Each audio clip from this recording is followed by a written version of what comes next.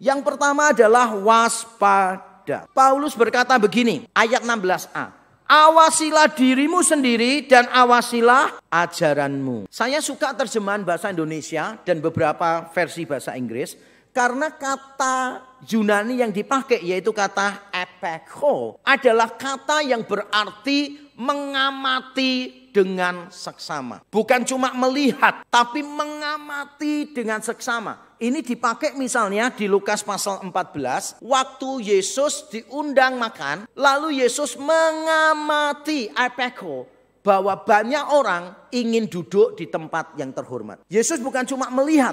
Tapi dia mengamati motivasi orang. Mengamati gerak-gerik orang. Ini epeko. Di Kisah Rasul pasal 3. Kata Yunani yang sama dipakai untuk orang yang sakit. Yang ketika Petrus dan Yohanes lewat. Dia melihat epeko kepada Petrus dan Yohanes. Bukan cuma melirik. Bukan cuma lihat terus mengalihkan pandangan. Bukan. Tapi melihat terus menerus kepada Petrus dan Yohanes. Berharap sesuatu dari mereka. Epeko itu bukan cuma sekadar melihat. Tapi mengamati dengan seksama.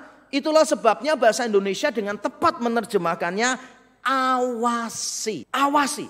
Bukan cuma lihat tapi mengawasi. Apa yang perlu diawasi di sini? Paulus mengatakan awasilah dirimu. Menarik sekali. Awasilah dirimu ditaruh di depan baru ajaranmu. Dan ini cocok dengan nasihat Paulus di Kisah Rasul pasal 20. Waktu dia memberi nasihat kepada para tua-tua Efesus di Miletus. Dia berkata begini.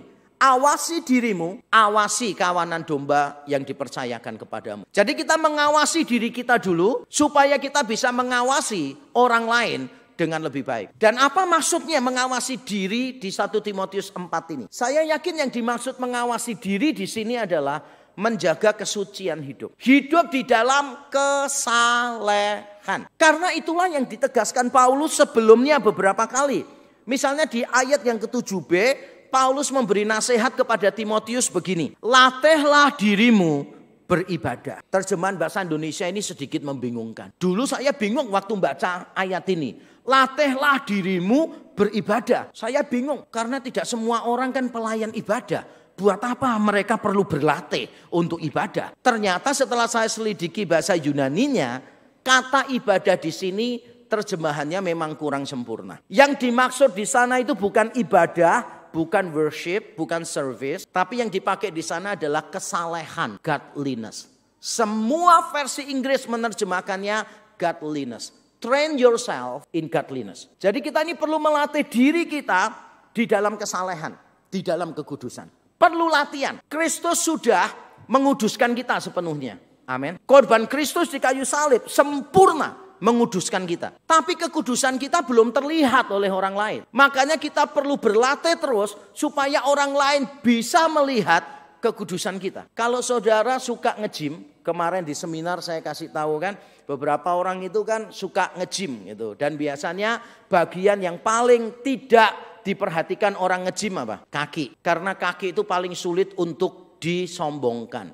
Orang kemana-mana kan pakai celana panjang biasanya kan. Acara apa celana panjang. Wah, tapi kalau yang lain, wah itu bisa disombongkan. Makanya pundaknya yang itu sama perutnya bisa bentuk segitiga gini. Keren banget ya. Jadi segitiga gini, kakinya kecil, kepalanya hitam kecil. Kalau jalan kita bingung. Ini orang atau botol parfum gitu kan ya. Coba yang suka nge-gym ya, saya tanya. Sebelum nge-gym, apakah saudara punya otot? Punya. Kita semua punya otot. Tapi mengapa orang lain gak bisa melihat otot saya, otot saudara? Jawabannya, karena saudara kurang mengangkat beban. Jadi ototnya tidak terlihat. Kalau saudara berkata begini, loh saya tidak pernah nge-gym, otot saya keluar semua. Ya berarti beban hidupmu sudah terlalu berat. Sehingga nggak perlu mengangkat yang berat. Orang sudah langsung tahu ototnya semuanya keluar. Kita ini perlu melatih diri dalam kesalehan. Walaupun Allah sudah menguduskan kita sempurna melalui Yesus. Tetapi kekudusan kita belum terlihat. Dan Paulus memberitahu Timotius juga di ayat di atasnya ayat 12. Jadilah teladan bagi orang yang percaya. Menjaga diri itu berarti kita itu jadi teladan bagi orang lain. Menjaga diri berarti kita berjalan dari satu kekudusan kepada kekudusan yang lain. Dan itu berarti kita belajar berdoa, lebih berdisiplin, membaca Alkitab lebih teliti, rajin di dalam ibadah dan seterusnya. Itu akan menolong kita untuk lebih kuat di dalam Tuhan. Dan kita perlu menjaga diri, kenapa? Ini dia. Kita perlu menjaga diri sendiri karena kita tidak bisa memberi apa yang kita sendiri tidak miliki. Kita perlu mengawasi diri karena kita nggak mungkin bisa mengawasi orang lain kalau kita tidak mampu mengawasi diri sendiri. Saya kasih contoh orang tua di sini ya. Banyak orang tua salah mendidik anak. Banyak. Melarang anak kecanduan handphone. Kamu jangan kecanduan game ya. Game terus. Tapi anak lihat orang tuanya kecanduan handphone juga. Cuma beda gamenya saja. Anak-anak PUBG, Mobile Legends dan seterusnya. Orang tua masih soliter. Yang muda nggak tahu permainan apa itu. Nggak penting sama sekali. Kita kadang-kala ngomong kepada anak, jangan kamu kecanduan handphone. Tapi orang tua nggak pernah bisa lepas dari handphone. Anak kecanduan game online, orang tua kecanduan medsos. You cannot give what you don't have. Orang tua seringkali berkata begini, kamu jangan banyak main. Jangan banyak main handphone. Terus anak tanya, berarti main sama papa ya? Jangan, papa nggak ada waktu. Sama mama. Mah, main sama mama ya? Enggak, mama nggak ada waktu. Kamu coba ke ketua RT, dia pengangguran. Main sama ketua RT. You cannot give what you don't have. Kalau saudara mau anak saudara tidak kecanduan handphone, dimulai dari saudara. Pada waktu makan bersama saudara ngecek handphone nggak? Kalau pada waktu makan bersama saudara lihat handphone, jangan salahkan kalau anakmu juga ikut lihat handphone. Sehingga nanti pada waktu makan bersama orang lain, anakmu tidak peduli dengan orang lain. Asik bermain handphone. Dimulai dari siapa? Dari orang tua. Sekali lagi, you cannot give what you don't have. Makanya penting bagi kita mengawasi diri sendiri. Yang diawasi selain diri sendiri adalah ajaran kita. Paulus mengatakan awasilah dirimu dan ajaranmu. Ajaran apa ini di sini? Paulus ternyata sudah memberitahu di ayat di atasnya. Saya bacakan dari New Revised Standard Version supaya kita bisa lebih paham. Karena ini lebih hurufiah terjemahannya. Dikatakan demikian, on the words of the faith and of the sound teaching that you have followed. Kamu harus bertekun di dalam ini. Perkataan-perkataan iman itu dan dalam pengajaran yang benar yang kamu telah ikuti. Dan mari kita sekarang breakdown masing-masing apa yang dimaksud di sini. Paulus memakai kata the words of the faith. Artinya bukan kata-kata iman ya. Di sini bukan gini. Saya bisa, langsung bisa. Saya percaya ini terjadi, langsung terjadi. Bukan itu yang dimaksud Paulus di sini. Yang Paulus maksud di sini adalah perkataan-perkataan atau firman Allah yang menghasilkan iman kita. Atau bahasa Indonesia menerjemahkannya dengan baik menurut saya. Yaitu soal-soal pokok iman kita. Ini bicara tentang doktrin keselamatan kita. Bagaimana kita bisa diselamatkan. Dan ternyata banyak orang Kristen tidak tahu hal-hal yang pokok begini. Saya sering melakukan seminar teologi di mana-mana. Seminar apologetika juga. Salah satu pertanyaan yang beberapa kali muncul adalah ini. Pak, kalau saya pada akhir hidup saya itu berbuat dosa, terus mati, apakah saya masuk surga? Misalnya nih yang sering saya pakai ilustrasi itu misalnya gini. Ada pendeta habis KKR, habis khotbah, terus dia pulang capek malam-malam. Pada waktu dia jalanan di jalan raya, ada mobil lain memotong jalannya, menyalip dia. Dan pendetanya tidak bisa terima. Kok saya disalib? Harusnya Kristus yang disalib. Kenapa saya disalib? Dia nggak bisa terima. Agak garing ya memang sengaja untuk membakar emosi kita. Lalu dia kejar orang yang mengambil jalannya dia ini. Dia kejar. Akhirnya kecelakaan dan pendetanya mati. Pendetanya masuk mana? Rumah sakit bener. Terus masuk koran, masuk kuburan. Masuk mana? Masuk surga atau neraka? Loh, saya pernah dapat pertanyaan seperti ini. Berarti yang bertanya tidak paham doktrin keselamatan yang paling fundamental. Kita masuk surga bukan karena tidak punya dosa. Siapapun kita nanti pada waktu mati, kita masih punya dosa. Alkitab berkata begini. Hendaklah kamu sempurna sama seperti Bapamu yang di surga sempurna. Siapa yang yakin pada waktu mati sudah sempurna? Siapa yang yakin pada waktu mati sudah sempurna? John MacArthur baru meninggal dunia. Mungkin ya kesalehannya 90 lah. Billy Graham lebih lama lagi meninggal dunia sebelumnya. Ya mungkin 91 lah. Tim Keller baru meninggal dunia, tokoh-tokoh hebat ini. Ya paling 96 lah. Gak ada yang 100. Nanti saya mati, ya juga gak bisa 100. Paling 99. Rendah hati kan? Kalau mau tepuk tangan jangan sungkan untuk saya. Iya.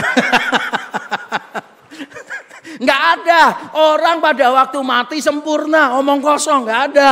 Kita semua mati dalam keadaan berdosa. Tapi kita masuk surga bukan karena kita tidak punya dosa. Kita masuk surga karena percaya bahwa semua dosa kita dihapus oleh darah Kristus yang sempurna. Dan itulah alasan kita memiliki keyakinan keselamatan.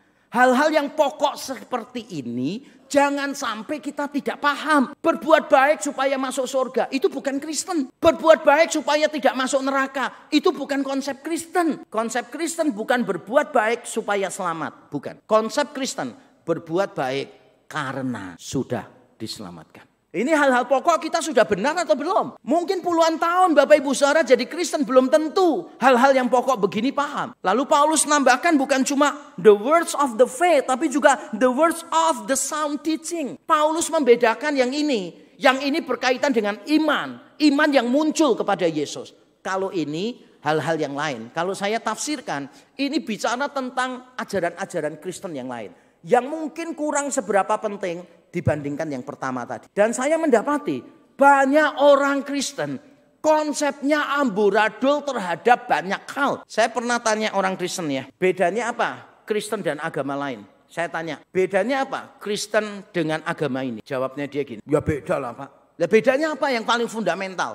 Dia bilang beda Pak, kalau kita kan ibadah boleh pakai sepatu Pak ya, boleh pakai sandal.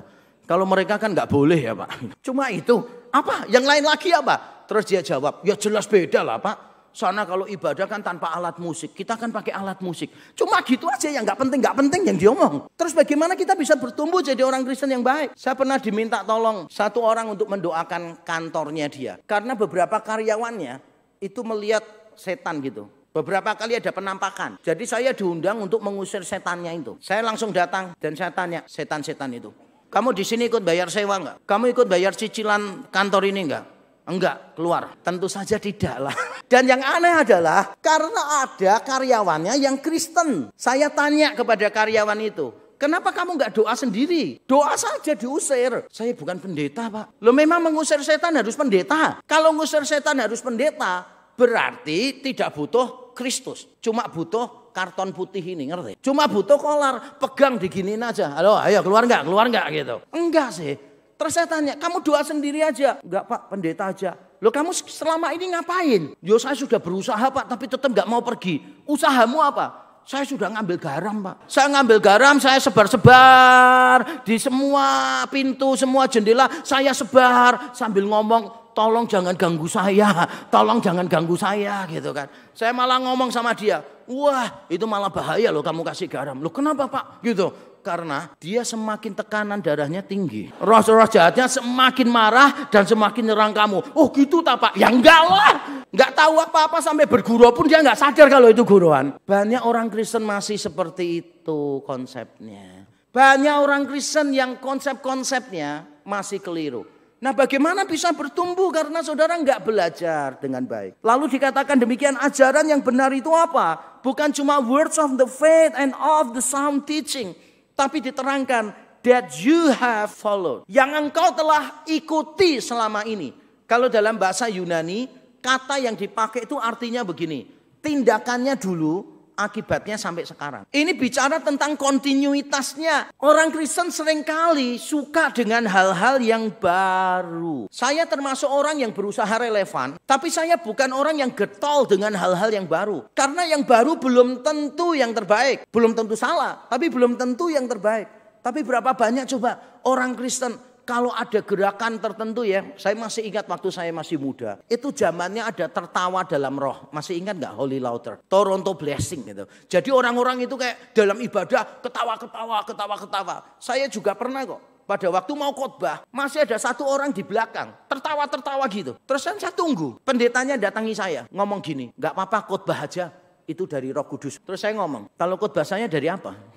Khotbah saya juga dari Roh Kudus. Sesama Roh Kudus. Dilarang saling mendahului. Jadi saya turun, saya suruh berhenti orang itu.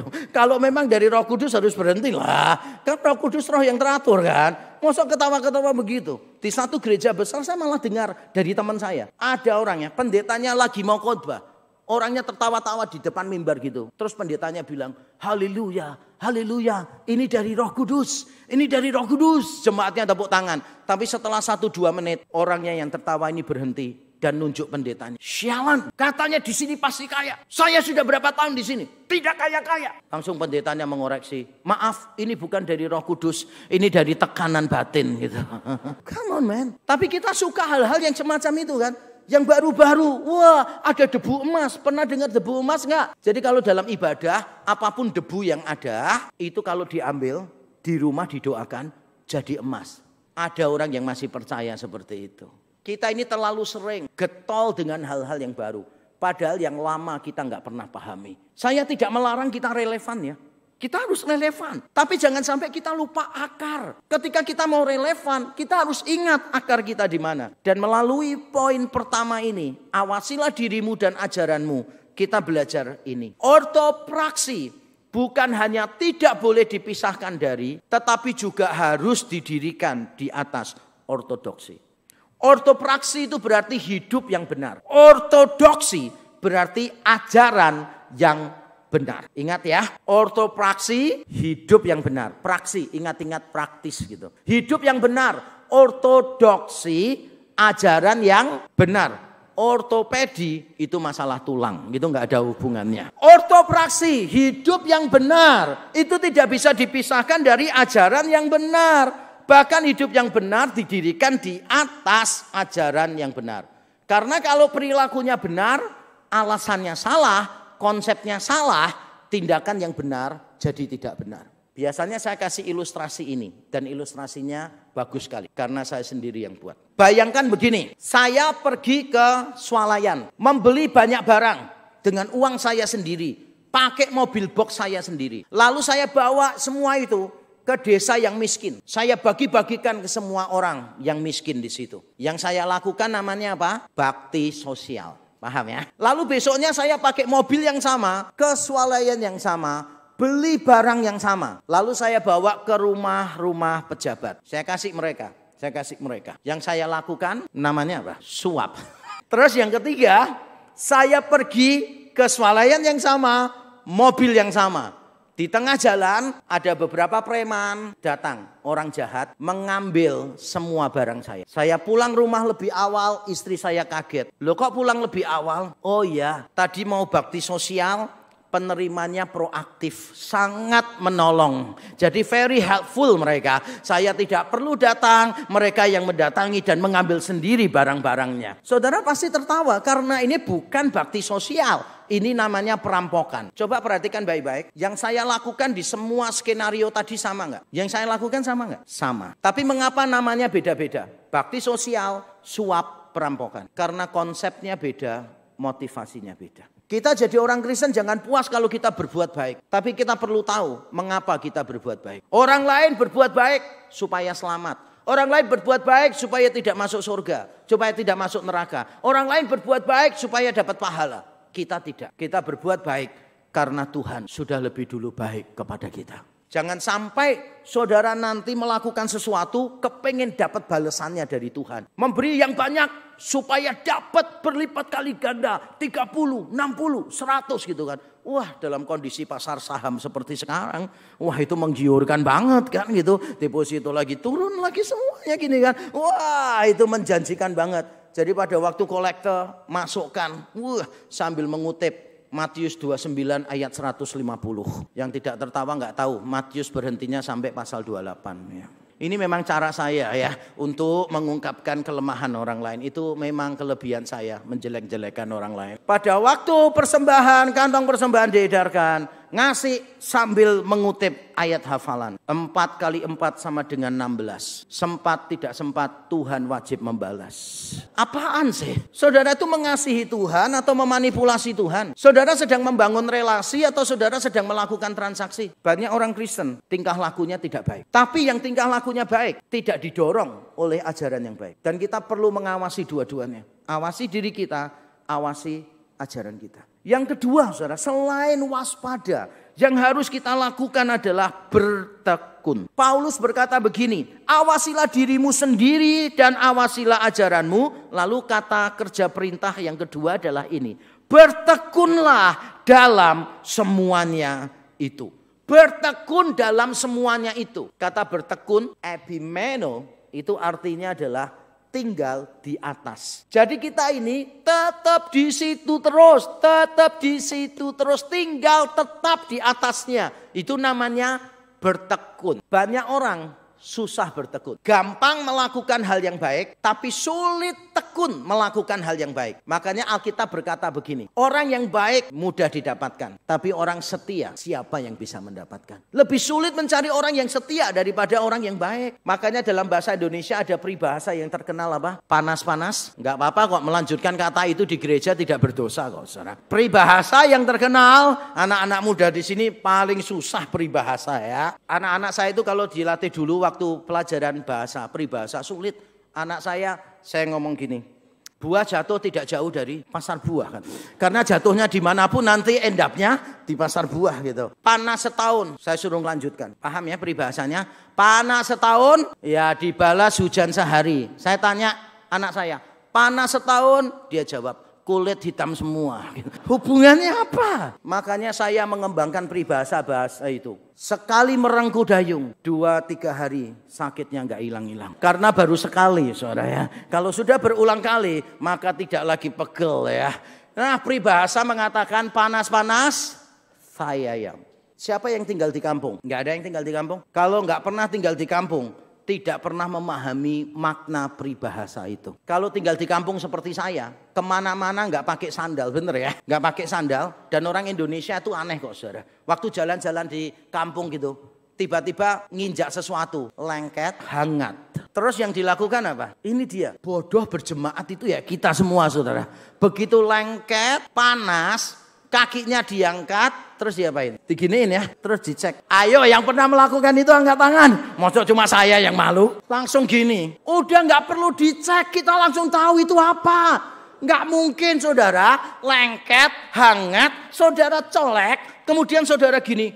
Black lava ini, tapi ini yellow lava ini gitu kan. Gak mungkin kayak kue yang kalau dipotong bisa keluar itu. Gak mungkin lah. Tapi itulah kita. Maka kita tahu tuh modelnya kayak gitu. Makanya anak-anak muda di sini ya, saya paling pegel, jengkel, kesel kalau ada anak-anak muda itu gini, aku tapi sudah terlanjur sayang sama dia gitu. Padahal orangnya nggak baik, padahal tipe laki-laki predator gitu kan. Iya, saya soalnya sudah nyaman kalau dekat dia. Saya itu merasa hangat. Dekat dia merasa hangat. Udah pergi ke kampung-kampung itu loh, jangan pakai sandal. Saudara akan dapat kehangatan yang sama. Atau kalau tidak, pergi ke kolam renang yang bayarannya murah, ngerti nggak? Sebelah orang-orang lain, tiba-tiba ada jacuzzinya, ya kan? Gluduk. Tiba-tiba kita merasakan kehangatan di sekeliling kita. Wih, jijik banget, jorok pendeta satu ini. Emang. Kita ini paling sulit saudara ya, setia. Kita seringkali cuma panas-panas tai ayam aja. Semangat tapi nggak bisa terus-menerus. Tantangan terbesar dalam berjaga-jaga adalah berusaha selalu terjaga. Dan menjaga sense of danger. Sadar bahwa ini ada bahaya. Dan kita terus-menerus menyadarinya. Tidak mudah saudara. Berjaga itu gampang. Terus terjaga itu yang sulit. Dan punya perasaan sense of danger gitu. Ada satpam tidur. Waktu jaga tidur. Terus ditegur. Kamu satpam kok tidur? Dia jawab, percuma saya bangun. Tiap hari saya bangun melihat. Gak ada maling. Percuma. Saya bangun gak ada maling. Ya lebih baik saya tidur. Kan jawabannya konyol. Ya memang tidak ada maling karena kamu tidak tidur. Begitu kamu tidur pasti akan ada maling. Saya ingat waktu anak saya pertama lahir di Amerika. Tidak ada asisten rumah tangga, tidak ada orang tua, nggak ada mertua. Saya rawat sendiri bersama istri saya. Kalau malam bangun, saya kadang-kala kasihan dengan istri. Saya kasih minum anak saya. Ambil botol, saya masukkan ujung botolnya ke mulutnya anak saya. Begitu dia sudah sedot pertama, saya biasanya tutup mata gini, terus tidur. Besok pagi saya bangun, kaget saya di depan saya. Anak saya kena kusta, wajahnya putih semuanya saudara. Kena susu semuanya. Kenapa? Karena saya gak berjaga-jaga. Harusnya saya tetap sadar, tetap pegangin botol. Tapi saya lupa pegang botolnya. Kita kadang-kala berjaga, tapi gak sampai selesai. Saudara, pelajaran penting bagi kita adalah universitas-universitas, kampus-kampus Kristen di dunia yang begitu hebat dulu didirikan orang-orang Kristen. Di bangunannya ada ayat-ayat Alkitab, tapi kita tahu bersama big universities in the world. Yang dulunya Kristen, sekarang menjadi begitu liberal, bahkan beberapa anti kekristenan. You name it, saudara. Apa? Harvard, Oxford, Princeton, you name it. Big universities yang didirikan dengan values Kristen pada akhirnya berhenti mendukung nilai-nilai kekristenan. Kenapa? Karena awalnya mereka mengawasi, tapi mereka tidak bertekun. Saya berdoa semoga kita bukan cuma mengawasi, tapi bertekun. Dan hasilnya bukan cuma untuk kita, hasilnya untuk orang lain. Paulus berkata, karena dengan berbuat demikian engkau akan menyelamatkan dirimu dan semua orang yang mendengar engkau. Bukan cuma untuk kita, tapi menyelamatkan orang lain. Dan apa artinya menyelamatkan orang lain? Langsung saja kita akan lihat. Menyelamatkan orang lain itu berarti menjadi inspirasi bagi orang percaya. Menjadi teladan bagi orang percaya. Oh, kesalehan yang sejati itu begini. Orang lain melihat, oh kita ini bertumbuh, maju di dalam Tuhan. Sehingga orang-orang yang terinspirasi dengan hidup kita, mereka akhirnya tidak murtad seperti yang dikhawatirkan Paulus di pasal 4 ayat 1 dan 2. Akan ada orang yang murtad karena terpengaruh kesalehan-kesalehan palsu. Jadi kalau para pemimpin rohani hidupnya tidak saleh, orang-orang lain mudah mencari kesalehan walaupun palsu. Karena kesalehan palsu tetap lebih baik daripada tidak ada kesalehan sama sekali di mata dunia. Tapi kalau kita menawarkan kesalehan yang asli, yang sejati, maka ketika ada guru-guru sesat menawarkan kesalehan yang palsu, orang tidak akan tertarik. Mengapa saudara suka beli barang palsu? Jawabannya, karena saudara belum punya yang asli. Kalau saudara punya yang asli, saudara tidak akan mau pakai yang palsu. Kualitasnya beda, kenyamanannya berbeda. Tapi karena tidak pernah pakai yang asli, jadi apapun ya kita pakai. Yang asli Adidas gitu kan ya. Yang palsu adundas kalau orang Jawa bilang, itu mengadu kepala gitu kan. Ada berapa banyak saudara? Kita suka yang palsu karena kita tidak pernah memiliki yang asli. Begitu kita punya barang yang asli, kita tidak tertarik dengan yang palsu. Sungguh gak tertarik. Karena beda semuanya. Dan Timotius dinasehati, kamu jaga dirimu, jaga ajaranmu. Bertekun di situ supaya orang tidak tertarik dengan yang lainnya. Orang tua, jadilah teladan untuk anak-anakmu. Sehingga anak-anak tidak akan terpengaruh dengan yang ada di luar. Saya berkali-kali seminar parenting dan saya mengatakan ini. Dengarkan baik-baik Bapak Ibu Saudara. Yang paling berbahaya bukan apa yang ada di dunia. Yang paling berbahaya adalah apa yang tidak ada di dalam keluarga. Bukan apa yang ada di dunia, tapi apa yang tidak ada di dalam keluarga. Selama saudara memberikan teladan bagi anak-anak, selama saudara menghidupi Injil, mengajarkan Injil kepada anak-anakmu, menjadi teladan di tengah-tengah mereka, saudara don't worry. Anak-anak saudara di luar negeri, anak-anak saudara berteman dengan siapa, don't worry. Mereka akan baik-baik saja. Kenapa? Karena mereka tahu sesuatu yang lebih baik sudah mereka cicipi di rumah. Kalau mereka mengalami di rumah lebih baik, mereka tidak akan cari di luar rumah. Dan saya ingin menutup khotbah saya dengan mengajak kita membaca kalimat ini. Ini kalimat yang saudara sukai karena kalimat terakhir. Mari kita baca bersama-sama. 1, 2, 3. Kepastian keselamatan dalam Kristus tidak mengecilkan kewaspadaan dari pihak kita. Saya yakin penebusan Kristus sempurna atas kita. Alkitab berkata hutang dosa kita lunas dibayar. Mungkin satu-satunya barang yang kita miliki tanpa membayar angsuran adalah keselamatan kita. Karena Yesus sudah bayar lunas. Saya nggak bisa bayangkan seandainya Yesus berkata, tidak tahukah kamu bahwa uang muka tubuhmu telah dibayar. Silahkan lanjutkan cicilannya. Enggak. Yesus membayar lunas semua hutang dosa kita. Yang percaya katakan amin. Saya yakin keselamatan kita dijamin oleh Yesus. Tapi bukan berarti kita lengah sembarangan menjalani hidup. Peperangan sudah dimenangkan oleh Yesus. Tapi masih ada pertempuran-pertempuran kecil. Hasil pertempuran tidak akan mengubah hasil peperangan. Tetapi bukan berarti kita tidak bisa terluka di dalam pertempuran. Saya berharap semoga kita menuntaskan semua pertempuran-pertempuran kecil kita. Sambil melihat kepada Kristus yang sudah memenangkan peperangan itu. Sehingga setiap kali kita lemah, kita berkata, aku sudah menang di dalam Kristus. Kristus sudah memenangkan peperangan ini bagiku. Saudara punya kekuatan yang lebih, melanjutkan lagi. Sampai pada akhirnya saudara menjadi seperti yang Tuhan mau. Kiranya Tuhan memampukan kita untuk terus waspada dan terus bertekun sampai kita semakin serupa dengan Kristus.